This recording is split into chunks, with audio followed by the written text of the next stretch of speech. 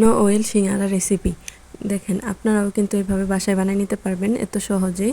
প্রথমে আমি একটু গরম মশলা দিয়ে পাঁচফোড়ন দিয়ে তারপরে একটু পেঁয়াজ রসুন আদা বাটা দিয়ে আর যত গরম মশলা আছে সবগুলো দিয়ে ভালোভাবে নেড়ে চেড়ে আমি এখানে ছোলা আর আলু সেদ্ধ করে নিব, রান্না করে নিব আর কি। আর এখানে ময়দা নিছি, ময়দার মধ্যে একটু লবণ আর কালো জিরা দিয়ে একটু সয়াবিন তেল দিয়ে ভালোভাবে এটাকে মেখে নিব। আর এখানে কিন্তু ফ্রিজের পানিটা ব্যবহার করার চেষ্টা করবেন, কারণ ঠান্ডা পানি দিয়ে এই ডোটা করলে উপরে সিঙ্গার অংশটা আছে সেটা একটু ক্রিস্পি হবে ভালো। আর তো আমি ছোট ছোট একটু বল করে এভাবে লম্বা করে রুটি করে নিয়েছি। দেখতেই পাচ্ছেন আমি কিভাবে রুটিটা করেছি। আর এই যে সমান যে অংশটা আছে এই দিক দিয়ে আমি একটু পানি লাগিয়ে নিচ্ছি, এটা আঠার কাজ করবে। এই তো এভাবে একটা পানির খিলির মতো করে নিব। নেওয়ার পরে এখানে যে পুরটা বানায় রেডি করে রাখছি সেটা আমি একটু চেপে চেপে ভরে দিব।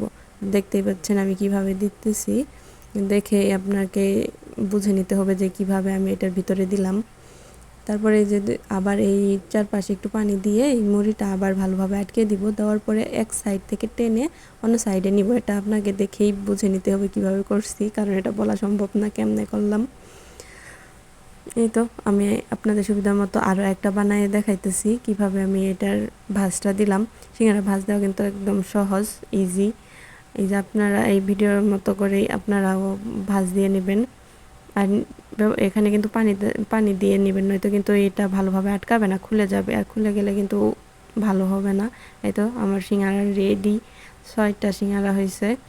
আর ভাজার সময় কিন্তু একদম ঠান্ডা তেলে ভাজবেন, গরম তেলে ভাজবেন না, তাহলে উপরের অংশটা কেমন জানি হয়ে যাবে। আর আমি যে প্রথমে বললাম যে নো অয়েল সিঙ্গারা কি যদি তেল ছাড়া ভাজি মজা লাগবে আপনারাই বলেন, তাই তেল দিয়েই ভাজলাম।